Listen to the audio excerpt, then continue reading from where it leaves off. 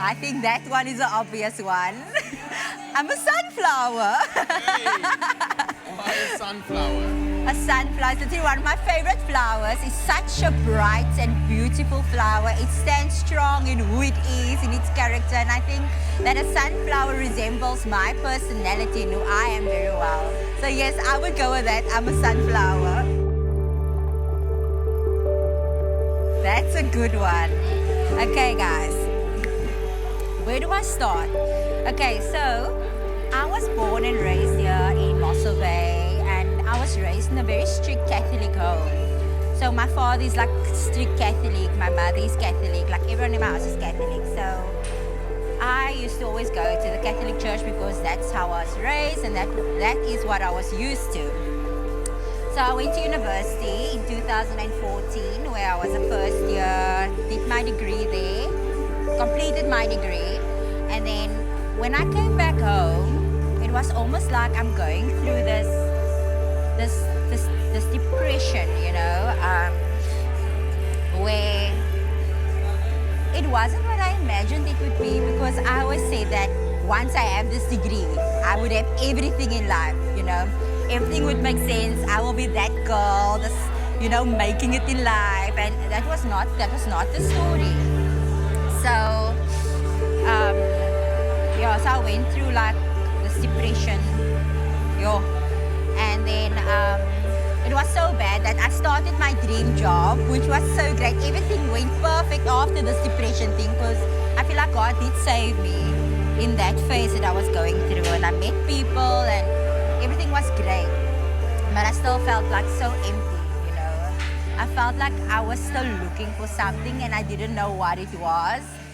So one Friday night, I came from work and I had a really tough day at work, and I just felt like I needed a break. And I took a handful of painkillers and I drank it. Luckily my father was the one that came into my room and saw me there, because I was starting to shake like so bad. He rushed me to the hospital where I got emergency medical treatment, and the psychologist came, and so I had to go for a session because they thought I was crazy. I wasn't crazy, I was just tired, you know. And the psychologist came and I went for a session. I didn't talk. I was just crying the whole time because she asked me why, and I didn't know why. I didn't have an answer at that time. So I went back into my hospital, to the hospital room thingy, and there was this card laying on my bedside, and it was "Come back home." The card said, it was like the small yellow card, said "Come back home." And when I lifted up, I'm like, what's this? And there was a New Life Church stamp on the back. So as I was waiting for my doctor to come and sign my discharge papers, I get a message from Debbie inviting me to young adults, and she's like, "Friend, do you want to come with me to church tonight?" So Debbie's been inviting me, and for the longest time I've been just, Debbie, I'll come next time, you know. And I got this message from Debbie, and I'm like, I'm telling this Tannie, I'm like, "Tannie, kyk, my niggie het my nou 'n boodskap gestuur," and I'm showing my phone to her. And she's like, so I told Debbie, okay, fine, I'm still in hospital. If I'm back at that time that we're going to church, I'll come with you. So we came to church that night, and I remember that night the message was on depression, you know, and at that time, only Karis and Demi knew what I just went through, and that I was just admitted into hospital, and I was just discharged at that very day, and it was on depression, and I remember just crying, you know, and I was, at that time I realized that I'm at the right place. This is home. We divided into life groups, and people were inviting me to come to Collision. I'm like, okay. So they was like, yes, come, I'm also there. I'm like, okay, fine. So I gave it a try, and I never thought that God would touch my life serving at Collision, you know. One would be stand camp, where I had an encounter with the Holy Spirit.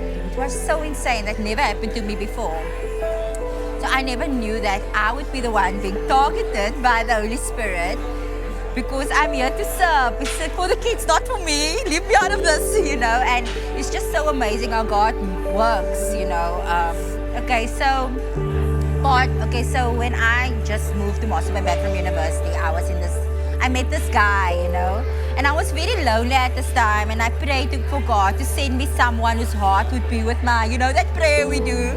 And I met this guy, and he was so perfect, so it seemed. It was everything I prayed for, so it seemed. The devil is a liar, eh, Mikey? You? So I knew after 4 months of dating this guy that it wasn't for me, that even though I was coming to church and I was still stuck in this relationship. Phone is ringing. I was still stuck in this, and I was telling Candace before we came to church tonight that I was praying for healing and for deliverance for 6 months. 6 months, I was on the verge of giving up because I was so hurt. Although I was with this guy, everything I wanted, future bay, hey. Like when you say attending courses like Growth Track really helped me a lot. Like, it's simple foundational stuff. It takes you back to the basics. It helped me a lot. I really felt like I felt released from this bad relationship, that for the first time I walk without shame, because we broke up, but I was always so ashamed because what are people going to think of me? I couldn't keep a guy. I couldn't be in this relationship. I was so ashamed, like going to the mall. I felt, oh my word, people are looking at me. They're probably thinking I'm the one that's in wrong. For me, for this relationship not working out, I always thought that it was me. I always thought that I'm not pretty enough, I'm not worthy enough, I'm not good enough. And for the first time, I feel like it wasn't me, and I realized that my validation didn't lie with him. My validation lied with Christ. And I'm so filled with God's love. One night at Growth Track, one of our female leaders said that I must read this book, Lady in Waiting. I started reading this book, and it's 10 steps of how to. Did you read it yet? It's so good. 10 steps of how to become a lady in waiting. And Lady in Waiting's book was almost like, it was like confirmation. Because I was this lady in waiting for this man. Because if I have this man, if I have this marriage, my life would be perfect.